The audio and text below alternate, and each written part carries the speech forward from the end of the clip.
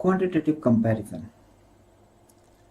Quantitative comparison questions consist of two quantities, quantity A and quantity B, which are usually accompanied by a description such as a diagram, a pair of coordinates, an equation, or a couple of sentences describing major rule or relationship. Your task is to compare the two quantities and select one of four possible answer choices or tell that which quantity is greater. इसमें हमें एक set of two quantities मिलता है जिसे हम कहते हैं quantity ए और क्वांटिटी बी। हमने कंपेयर करके बताना होता है कि इसमें से कौन सी क्वांटिटी बड़ी है। इन क्वांटिटीज को मज़ीद डिस्क्रिप्शन के लिए इन क्वांटिटीज़ की मज़ीद डिस्क्रिप्शन के लिए कुछ और इंफॉर्मेशन भी दी जा सकती है। इसके स्टैंडर्ड ऑप्शंस होते हैं जो आपको पहले से ही मालूम होना चाहिए। ए ऑप्शन आप उस वक्त देंगे जब quantity A is greater than quantity B. B option उस वक्त चूज़ किया जाएगा जब quantity B is greater than quantity A. C option में दोनों क्वांटिटीज़ इक्वल होती हैं और डी ऑप्शन उस वक्त दिया जाता है जब दोनों क्वांटिटीज़ के दरमियान कोई रिलेशनशिप होता ही नहीं है। तो फिर हम ये नहीं बता सकते कि कौन सी क्वांटिटी बड़ी या कौन सी छोटी, तो इसके लिए हम डी ऑप्शन चूज़ करते हैं। इसमें एक टेक्निक होती है कि आप दी गई क्वांटिटीज़ में कोई एक सपोज वैल्यू इंसर्ट करते हैं, ख़ास तौर पे जब आप अलजेब्रिक एक्सप्रेशन को सॉल्व कर रहे होते हैं।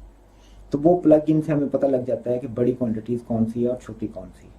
अब इसके लिए कौन सी वैल्यूज़ इंसर्ट करके देखी जाएँ, तो हमारे पास एक टूल मौजूद है जो बहुत से क्वेश्चन पे अप्लाई होता है और बड़ी आसानी से क्वेश्चन को जज किया जा सकता है कि कौन सी क्वांटिटी बड़ी और कौन सी छोटी क्वांटिटी है। फॉर एग्जांपल हम ये देखते हैं कि तीन नंबर्स हैं हमारे पास एक्स, एक्स स्क्वायर और एक्स क्यूब। अब हम तीनों को कंपेयर करते हैं। ये याद रखें कि ये क्वेश्चन नहीं है बल्कि इंफॉर्मेशन के तौर पर तीन क्वांटिटीज़ ली गई हैं और उसकी मदद से हम वो नंबर देखते हैं, वो रीजन फाइंड करेंगे जिसमें आपको एक सूटेबल इंसर्ट करने के लिए वैल्यू मिल जाएगी। अब देखें कि ये तीनों नंबर हैं एक्स, एक्स स्क्वायर और एक्स क्यूब। हम देखते हैं कि इनमें सबसे बड़ी वैल्यू कौन सी है और सबसे छोटी वैल्यू कौन सी है, और फिर उससे हमें अंदाज़ा होने लगेगा कि हमें कौन सी सूटेबल वैल्यू अपने अलजेब्रिक एक्सप्रेशन में पुट करनी चाहिए। ये एक नंबर लाइन है जो ब्लू से शो की गई है। इस नंबर लाइन में ये ज़ीरो वैल्यू है, ये वन और ये -1। वन से राइट साइड पर जितनी वैल्यूज़ हैं वो ग्रेटर देन वन होंगी, यानी कि 2, 3, 4, 5 और फ्रैक्शन भी शामिल है। ये 0 से 1 तक ये नेगेटिव फ्रैक्शन का रीजन है, पॉजिटिव फ्रैक्शन का रीजन है, और इसी तरह से -1 से 0 तक नेगेटिव फ्रैक्शन का रीजन है, और फिर -1 से छोटी यानी कि -2, -3 वगैरह की वैल्यूज़ हैं। अब हम देखते हैं कि इन तीनों को कंपेयर करने के लिए हम कहते हैं कि x is greater then 1, x 1 से बड़ा है। जैसे कि आप ले लेते हैं 2। अब आप इसमें देखें कि कौन सी वैल्यू बड़ी होगी। x के लिए तो आंसर हो गया 2, एक्स स्क्वायर 4 होगा और एक्स क्यूब 8 हो जाएगा। इसका मतलब है x3 बड़ा होगा, फिर x2 उससे छोटा होगा और x सिंपल x सबसे छोटा है। ये एक नॉर्मल जो फौरी तौर पर इमीडिएटली हमारे जहन में आता है कि इनका रिलेशनशिप यही होना चाहिए, लेकिन ये सिर्फ 1 से ग्रेटर वैल्यूज़ के लिए है। अब अगर x की वैल्यू 1 है तो आप ये देखेंगे ये तीनों नंबर इक्वल हो जाएंगे, क्योंकि 1 का स्क्वायर 1 और 1 का क्यूब भी 1। तो हम कहेंगे कि x is equal to x square is equal to x cube when x is equal to 1। अब हम आते हैं पॉजिटिव फ्रैक्शंस की तरफ। पॉजिटिव फ्रैक्शन यानी कि 0 से लेकर 1 तक के दरमियान में वैल्यूज़। तो यहाँ पर आप देखें कि 1 is greater then x and x is greater than 0, positive fractions. अगर हम कहें कि x की वैल्यू है 1/2 फॉर एग्जांपल, तो x स्क्वायर क्या होगा 1/4 और x क्यूब क्या होगा, ये होगा 1/8। तो आप देखेंगे सबसे बड़ी वैल्यू है x यानी कि 1/2, एक्स स्क्वायर उससे छोटा है और एक्स क्यूब उससे भी छोटा है, तो हमारे पास सबसे बड़ी वैल्यू आएगी एक्स, उससे छोटी एक्स स्क्वायर और फिर सबसे छोटी वैल्यू एक्स क्यूब होगी। तो पॉजिटिव फ्रैक्शन के केस में ये रिलेशन होगा तीनों नंबर्स में। और जब हम कहेंगे x इज इक्वल टू 0, अगर x इज इक्वल टू 0 है तो again x is equal to 0, x square is equal to 0 ना एक्स क्यूब इज आल्सो 0, तो तीनों इक्वल हो गए। अब आते हैं नेगेटिव फ्रैक्शंस की तरफ। ये नेगेटिव फ्रैक्शन का रीजन है -1 और 0 के दरमियान। यहाँ पर अब हम x की वैल्यू अगर माइनस कर दें, x इज इक्वल टू -1/2, तो आप देखें कि एक्स स्क्वायर जो है वो -1/4 नहीं होगा बल्कि +1/4 होगा, क्योंकि स्क्वायर की वैल्यू हमेशा पॉजिटिव आएंगी। और अगर हम एक्स क्यूब को लेंगे तो ये आएगा -1/8। आप कंपेयर करें, एक्स जो है वो -1/2 और ये x square is equal to 1/4, ये पॉजिटिव वैल्यू है। इसका मतलब है ये सबसे बड़ी होगी, क्योंकि ये भी नेगेटिव है, एक्स भी नेगेटिव है और एक्स क्यूब भी नेगेटिव है, इसलिए एक्स स्क्वायर सबसे बड़ी वैल्यू।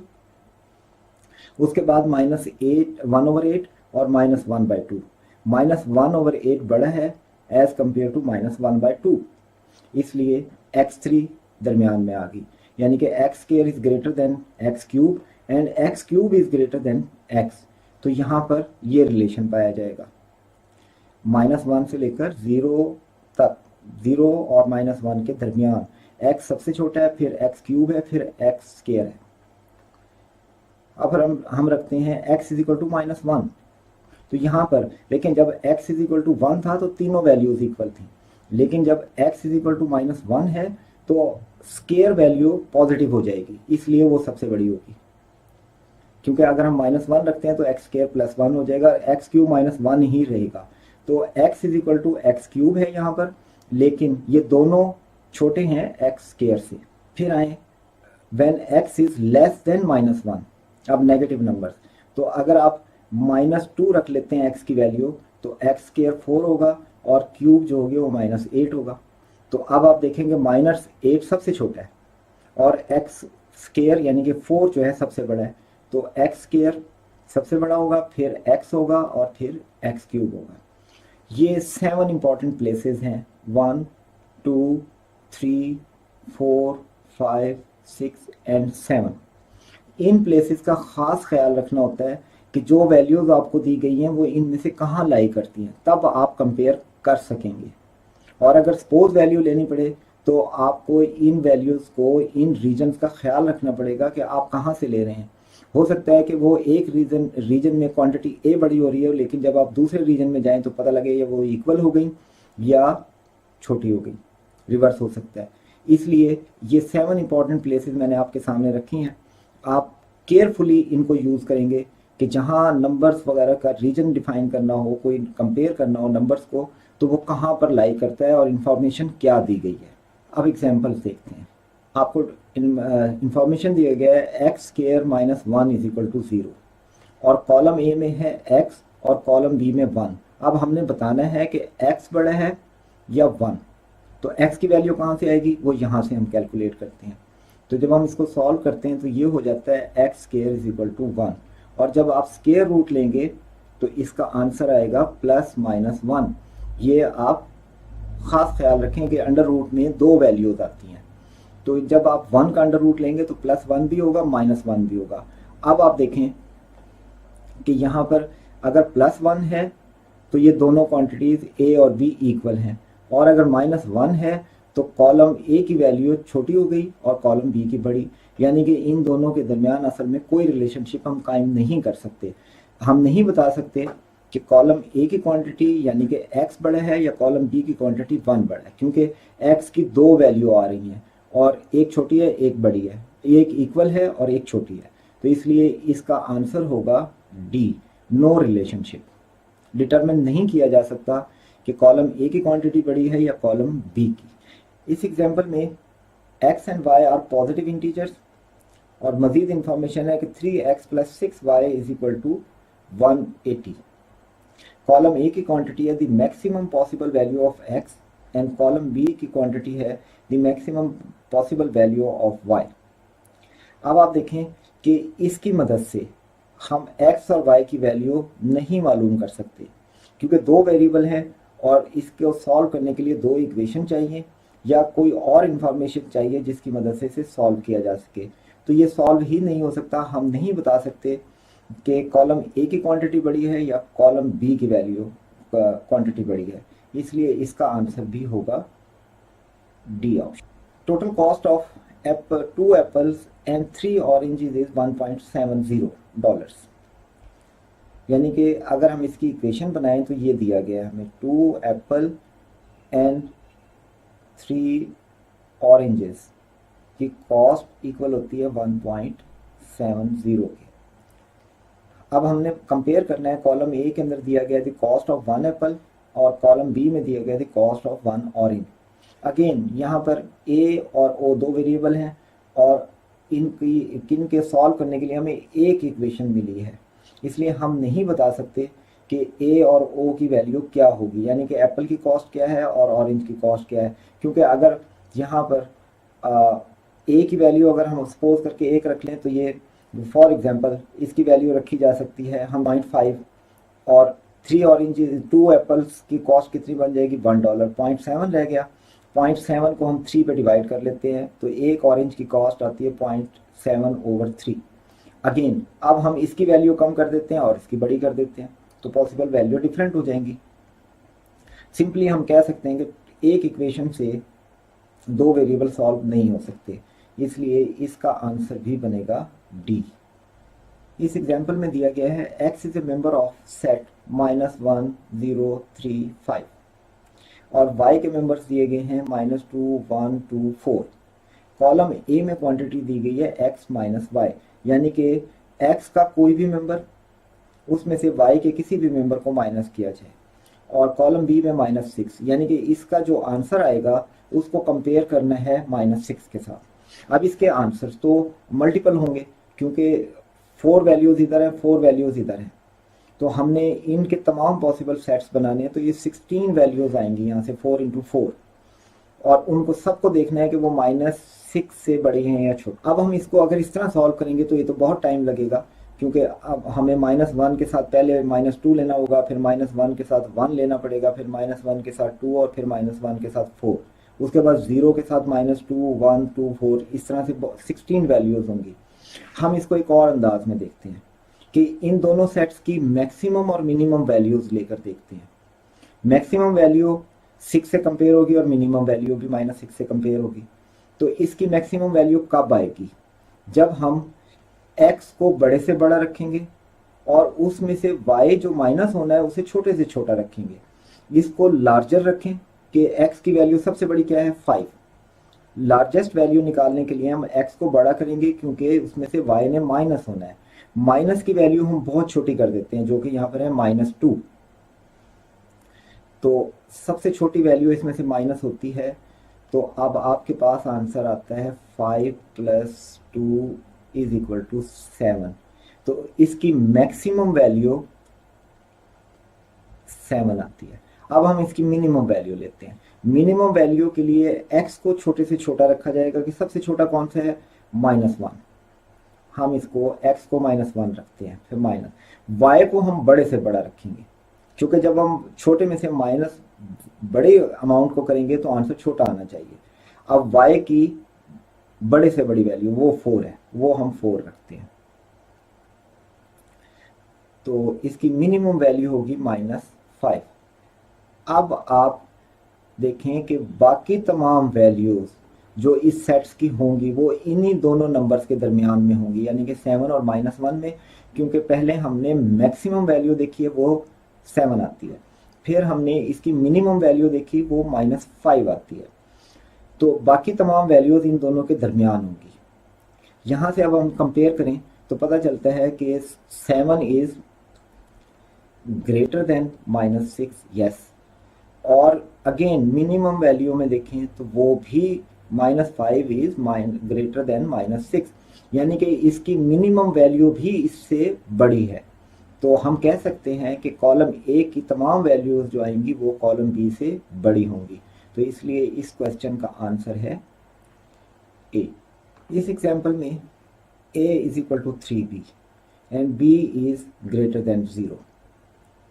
अब आप देखें कि a is equal to 3b, अगर इसमें a 0 हो, क्योंकि पहले हमें इंफॉर्मेशन मिल चुकी है कि b जो है वो पॉजिटिव है, क्योंकि ग्रेटर देन 0 का मतलब है पॉजिटिव नंबर्स। अब यहाँ पर हमें दिया गया है a is equal to 3b, a भी 0 नहीं हो सकता। क्यों नहीं हो सकता? क्योंकि अगर a को 0 कर दें तो b भी 0 हो जाएगा। और दूसरा ये कि a is equal to 3b दिया गया है। यहाँ से हमें पता चलता है कि वो 3 टाइम है। अगर b पॉजिटिव है तो उसका 3 टाइम भी पॉजिटिव होगा, तो a भी आपके पास पॉजिटिव नंबर है, यानी कि ग्रेटर देन 0 है। अब हमने बताना क्या है, a प्लस बी और a क्रॉस b को कंपेयर करना है। अब हम इसकी वैल्यूज लेते हैं। अब हम a को सपोज नहीं करेंगे, b को सपोज करते हैं। b इज इक्वल टू 1, तो a क्या होगा? a is equal to 3। अब हम इसमें वैल्यू डालकर देखते हैं कि 3 प्लस 1 इज इक्वल टू 4, और इधर आएगा 3 इंटू 1 इज इक्वल टू 3। ये तो कॉलम ए बड़ा हो गया, लेकिन और किसी वैल्यू पे चेक करते हैं कि क्या ये वैलिड है। अब हम b को 2 रख लेते हैं, तो a हो जाएगा 6, क्योंकि a is equal to 3b है। तो आप देखें कि 2 प्लस 6 इज इक्वल टू 8, और 2 इंटू 6 इज इक्वल टू 12। इस केस के अंदर कॉलम भी बड़ा हो गया, यानी कि हम डिटरमिन नहीं कर सकते कि कौन सा बड़ा है और कौन सा छोटा, क्योंकि डिफरेंट वैल्यूज़ के लिए हमारे पास इसने लिमिट कोई नहीं दी हुई। इसने सिर्फ ये बताया कि a पॉजिटिव है और b पॉजिटिव है। b पॉजिटिव की इंफॉर्मेशन उसने दी थी और a पॉजिटिव को हमने इससे इन्फर किया था। और अब हमने जो वैल्यूज़ रखी हैं, क्योंकि वैल्यूज़ दी नहीं गई तो हम अपनी तरफ से वैल्यूज़ रख कर देखते हैं, तो पता लगता है कि इस केस में कॉलम ए बड़ा है और कॉलम बी छोटा है। लेकिन अगर दूसरी वैल्यू रखी जाए तो उसमें कॉलम ए बड़ा है और बी छोटा है, तो कोई हम डिटरमिन नहीं कर सकते कि इसमें से कौन सा कॉलम बड़ा और कौन सा छोटा। तो इसलिए इसका करेक्ट आंसर होगा डी। इस एग्जाम्पल में दिया गया है when twice the number n is decreased by 4 the result is 8। twice the number n is decreased by 4 the result is 8। यानी कि अब हमें ये इक्वेशन दी गई, इसको हम सॉल्व करें तो 2n इज इक्वल टू 12, ये 4 इधर जाकर प्लस हो गया, और n इज इक्वल टू 6। और हमने कंपेयर n को और 12 को करना है, कॉलम बी में जो 12 दिया गया।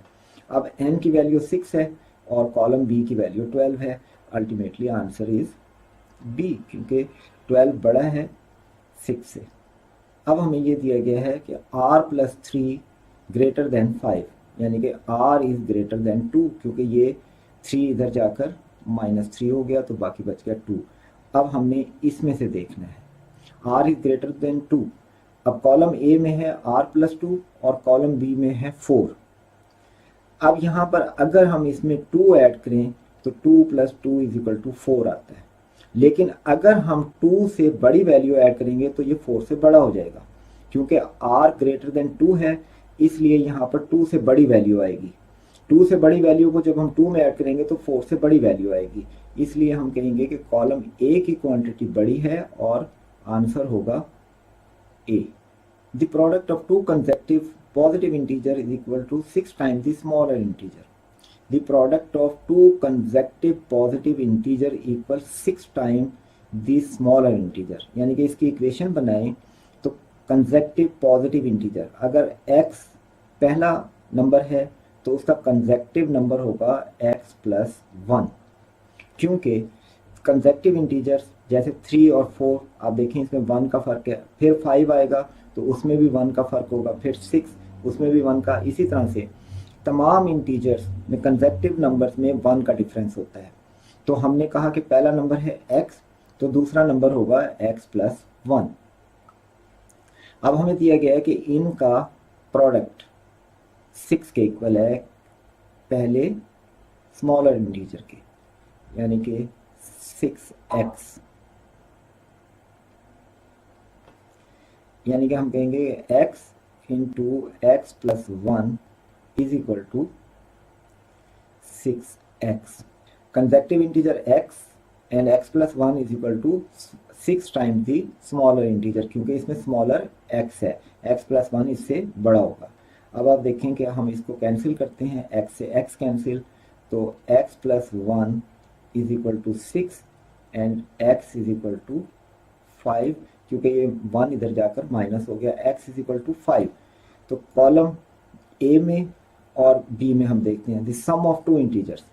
तो पहला इंटीजर तो x है, तो दूसरा इंटीजर, अगर पहला इंटीजर 5 है तो दूसरा इंटीजर होगा x plus 1 is equal to 6.